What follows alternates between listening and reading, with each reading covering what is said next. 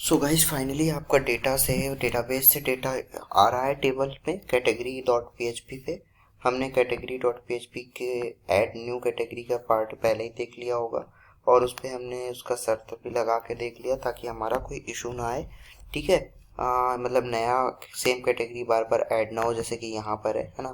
तो अब मैं क्या करने वाला हूँ, एडिट और डिलीट। अगर मुझे ज़रूरत है तो मैं इसे एडिट कर लूँ, ज़रूरत है तो डिलीट कर लूँ। सो चांसेस में भी कि हमें ज़रूरत पड़े। तो इसके लिए हम टेबल के अंदर कैटेगरी एडिट वाले रो पे चलते हैं। रो पे हमारा एंकर लगा हुआ है एडिट और रो पे हमारा एंकर लगा हुआ है डिलीट। सो बेसिकली इसको सबसे पहले हमें टेबल का नेम वो पेज का नेम देना होगा जहाँ पर हम जाकर एडिट करने वाले हैं। मेरे केस में table edit dot PHP page का नाम है। फिर मैं इस पर लगाऊंगा क्वेश्चन मार्क। फिर मैं इस पर एक वेरिएबल का नाम डाल रहा हूँ। मैं यहाँ ITD डाल रहा हूँ, इज इक्वल लगाऊंगा। फिर मुझे PHP से डेटा उठाना है तो जस्ट बिकॉज PHP का डेटा है तो इसलिए मैं इस पर PHP का बेसिक कोड लगाऊंगा ताकि मैं कोडिंग स्टार्ट कर सकूं। फिर मैं इस पर इको लगाऊंगा और इको लगाने के बाद मेरा जो डेटा आ रहा है उसको कॉपी पेस्ट करूंगा। यहाँ पर मेरा डेटा आ रहा है डॉलर रो के थ्रू। और डॉलर रो के थ्रू क्यों आ रहा है, जस्ट बिकॉज एक सेकेंड, इस टेबल के ऊपर वाइल लगा है और वाइल में रो नाम का एक वेरिएबल हमने लिया था जो कि हमारा ये जब हम कैटेगरी डॉट पीएचपी रेडी कर रहे थे तब हमने डिफाइन किया था। ठीक है। अभी फिलहाल ये हमारा डेटा बन चुका है एडिट का। और मैं चाहता हूँ कि अभी सुन एक सेकंड, इसमें जो है हम दूसरा वाला करते हैं जो कि डिलीट का है। तो कंट्रोल और सी कर लेते हैं इसको। कंट्रोल सी किया, डिलीट पे आए और इसका नाम है टेबल डिलीट डॉट पीएचपी हमारे पेज का जहाँ पर हम जाकर कोडिंग करने वाले हैं। तो हम उसी को बेसिकली लिख लेते हैं टेबल डिलीट डॉट पीएचपी और क्वेश्चन मार्क रो आईडी। और मैं यहाँ पे कुछ भी नहीं करने वाला इस पेज के अंदर। मैं अगर यहाँ देखिए 1 नंबर में एडिट पे क्लिक करता हूँ तो एडिट डॉट पीएचपी खुल रहा है। 5 नंबर पे क्लिक किया तो ID 5 आ गई बेसिकली, है ना। अब भी मैं क्या चाहता हूँ कि अब मैं डिलीट पे चेक करूँ कुछ चल रहा है क्या। 7 नंबर पे क्लिक किया, यहाँ पे table delete dot PHP page आ गया। तो अब चलिए इस पेज पे आते हैं table edit dot PHP. Table edit dot PHP में मुझे डेटा फेच करके लाना होगा। तो सबसे पहले मुझे वो डेटा बनाना होगा। अब डेटा जस्ट बिकॉज इंसर्ट भी करना है अपडेट करके तो फॉर्म लगा का यूज़ करना होगा। तो फॉर्म यूज़ करने के लिए HTML का बेसिक कोड लगाया और यहाँ पे मैंने एक इसको पेज का नेम दिया table edit category edit page है। इस पे मैं गया फॉर्म लगाया FORM और एक्शन दिया क्वेश्चन मार्क PHP का बेसिक सा कोड $सर्वर और PHP_self और PHP_self नाम से सेम पेज में इसको मैंने रिडायरेक्ट किया। फॉर्म के अंदर दूसरा एट्रीब्यूट लेते हैं मेथड, तो वो मेथड ले लेता हूँ। अब सबसे पहले मेथड इस पे लूँगा। मेथड लेने पे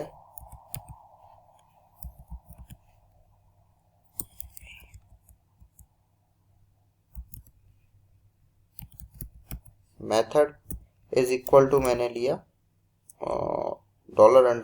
$_post।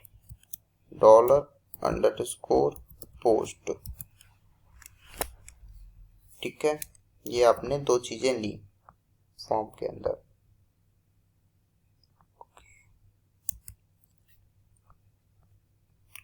अभी यहाँ पे आपको कुछ और चीजें भी लेनी होंगी बेसिकली। तो आप आइए सबसे पहले लॉग इन टू PHP पे। ठीक है, लॉग इन टू PHP पे नीचे थोड़ा स्क्रॉल करिए, यहाँ पे आपको कुछ मिलेगा।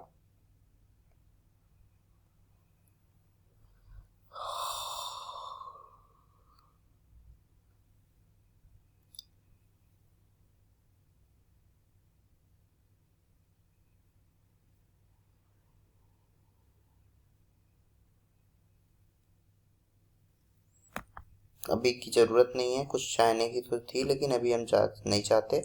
अब हम इसी पेज पे आ जाते हैं। एडिट पे चल रहे थे शायद, हाँ टेबल एडिट पे चल रहे थे। हमें यहाँ पर से मेथड मिल गया। अब इस फॉर्म के अंदर हमें इनपुट फील्ड्स चाहिए, तो इनपुट फील्ड्स हमें किस हिसाब से चाहिए, जो कि हमने कैटेगरी पे ऐड कराया है, तो वो हमें कैटेगरी डॉट पीएचपी में जाना होगा। जस्ट बिकॉज हम उधर चले गए थे, तो उधर हमें जाने की ज़रूरत नहीं है। कैटेगरी डॉट पीएचपी में जाकर हमें जाना होगा ऐड कैटेगरी डॉट पीएचपी में, क्योंकि हम यहाँ पर से डेटा इंसर्ट करा रहे हैं। तो अब हमें इसी फॉर्म को कॉल कर लेना है। ठीक है, इसी फॉर्म को मैंने कॉल किया ताकि मेरा सेम डेटा एडिट होकर रहेगा। कॉपी मारा और इसको जाके मैं अपने टेबल एडिट में आके डाल देता हूँ। इसलिए ठीक है, अभी हमने इसको डाल दिया। अब हमें जो है पीएचपी का सबसे पहले सारा डेटा फैक्च करना होगा। तो चलिए सेव करके पेज रिफ्रेश करके देख लेते हैं क्या सीन है क्या नहीं है। Okay okay okay okay,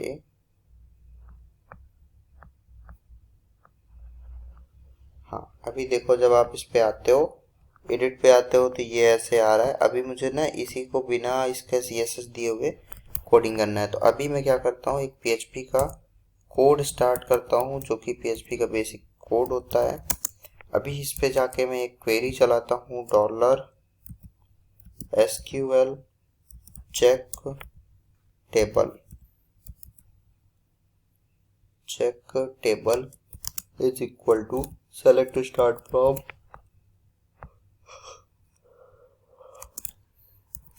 start from category where का क्लॉज लगाता हूँ, और इस पे मुझे चाहिए कैटेगरी की आईडी। तो उसको चलते हैं, क्या नाम है टेबल का अंदर, कैटेगरी नाम का टेबल है, टेबल के अंदर कॉलम है cat ID, where cat dash ID is equal to, इसको एक वेरिएबल का नेम देना होगा। तो वेरिएबल का नेम मैं अभी दे देता हूँ $D। सो डॉलर लगाया और टी लगा दिया। ठीक है, अभी ये आपका चेक होगा। ठीक है, इसको चलाने के लिए एक RES और चेक टेबल नाम का मैंने एक वेरिएबल बनाया, एडिट किया, MySQL क्वेरी को कॉल किया, $कॉन को कॉल किया, $कॉन को कॉल किया, वेरिएबल है कनेक्शन का, फिर इसको मैंने चला दिया। ठीक है, इसको मैंने चला दिया। अब चलो इस पे हमारा वाइल और इफ का कंडीशन लगेगा, लेकिन उससे पहले मुझे एक और चीज़ चाहिए होगी, वो है $DD, जो कि हमें मिलने वाला है क्वेरी के अंदर। अब ये क्वेरी के अंदर मिल रहा है, तो ये हमें आने को मिलेगा कहाँ से, URL से। तो URL से अगर आपको कोई चीज़ चाहिए, सो बेसिकली URL में हमारे को वेरिएबल का नेम देखना पड़ेगा। यहाँ पे IDD नाम का वेरिएबल है और इसकी 1 वैल्यू, इसी 1 वैल्यू को मुझे नीचे चाहिए। तो मैं सबसे पहले $DD नाम का एक वेरिएबल बनाता हूँ। मुझे डेटा URL से चाहिए, तो $get नाम के फंक्शन को कॉल करता हूँ। सुपर ग्लोबल वेरिएबल है, जो कि इसके अंदर एक वेरिएबल डाला जाता है और वो वेरिएबल यहाँ पर शो कर रहा है। आप अपना नाम भी डाल सकते हो सकता है अगर ज़रूरत पड़ी। तो अभी आपको ये चीज़ें मिली। ठीक है, अब क्या करना है, इफ़ कंडीशन लगानी है। इफ़ के अंदर लिखना है MySQL num रोज, अगर एक भी रोज मिलती है तो कहाँ पर मिलती है, यहाँ पर। अभी इसको आपने डाला यहाँ पे, इसको आप इफ़ के कंडीशन के अंदर ले जाओगे। इफ़ के कंडीशन के अंदर जैसे ही जाएगा, तो इसके अंदर वाइल की कंडीशन चालू हो जाएगी। वाइल जस्ट बिकॉज लूप है, तो इसके अंदर हमें एक वेरिएबल डिक्लेयर करके उसके डेटा को डिक्लेयर करना होगा। तो यहाँ पर ये एरे बन जाएगा। तो MySQL फैक्चर्स ऑफ एरे, ठीक है, सुपर ग्लोबल एसोसिएटिव एरे को मैंने कॉल किया, जस्ट बिकॉज जो भी हमारा डेटा आएगा वो एरे के फॉर्म पे आएगा, वहाँ हमें ये सेट कर देना है। ठीक है, अभी क्या है, इफ का और रो का,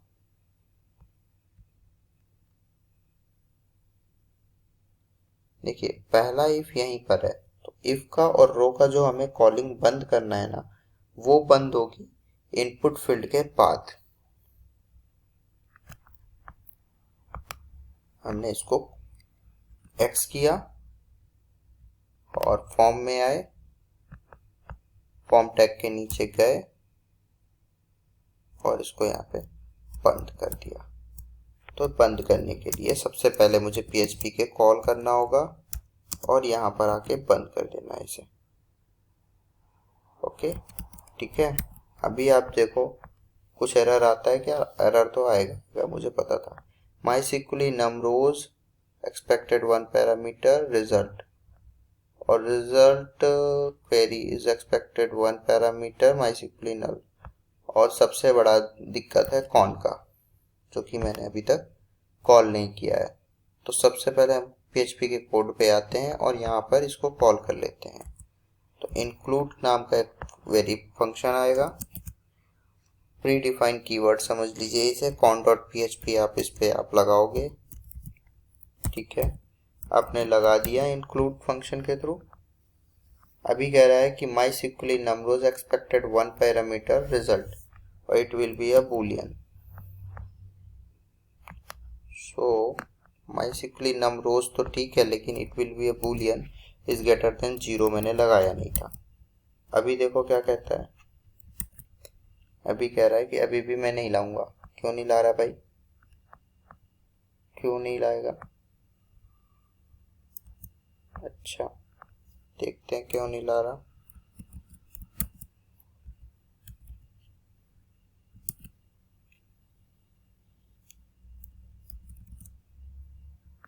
अभी इस पे एक ही एरर बच रहा है। सो चलिए इसको SQL की क्वेरी देखते हैं, कहीं पे उस पर दिक्कत है क्या। Select start from category.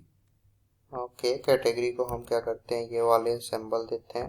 ठीक है, वेयर कैट आईडी, और ये चलिए मैं इसको थोड़ा सा पीछे होता हूँ और इसको ना मैं सिंगल इन्वर्टेड कॉमा के अंदर डालता हूँ। तो अभी हमारा टेबल का नेम आया वेयर कैट, के पहले भी मुझे सिंगल इन्वर्टेड कॉमा लगाना होगा और कैट आईडी के बाद। अभी इसको हम जाके चेक करते हैं। ठीक है, आई थिंक यहीं पर कहीं इशू है। अभी भी कह रहा है कि ये दिक्कत में है, तो कोई बात नहीं, हम वापस आते हैं अपने एडिटर पे और इसको कैट को गायब कर देते हैं। कैटेगरी का जो कॉलम नेम है हमारा, मतलब टेबल नेम है, तो हम उसको जो है टेबल को सिंगल इन्वर्टेड कॉमा में नहीं रखते हैं, दूसरी वाली वैल्यू को रखते हैं। ये सेट हो गया। ठीक है, यहाँ पे डेटा आ चुका है, मतलब इसका कहने का। अब भी क्या कर रहे हैं, जब अगर आ गया है तो वाइल का लूप चलाया, वाइल के लूप चलते ही इसको हमें एक डेटा देना होगा और ये हमने नीचे ला के रख दिया है। अभी हमें क्या करना है, इनपुट फील्ड से इनपुट फील्ड में जाके मुझे एक वैल्यू देनी होगी, वैल्यू नाम का एक एट्रीब्यूट लगाना होगा। ठीक है, और वैल्यू नाम के एट्रीब्यूट में जस्ट बिकॉज मेरा जो डेटा है वो रो के थ्रू आ रहा है, वाइल के अंदर हमने रो लगाया है, इसी डॉलर रो को हम उठाएंगे क्योंकि हमारा पूरा जो डेटा है फेच करके एसोसिएटिव एरे रो पे दे रहा है। तो अब यहीं पर ये सारा डेटा आएगा और यही बार बार देगा।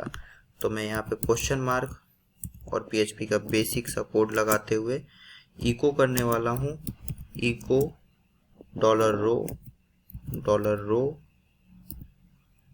और फिर यहाँ पर मुझे इसका नेम देना होगा। ये है बेसिकली कैट नेम।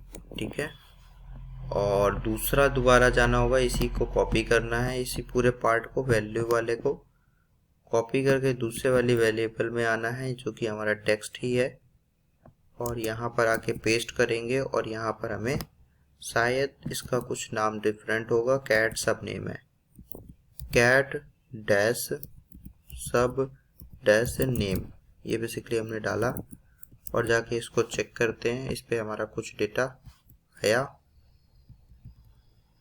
नहीं आया, कोई बात नहीं।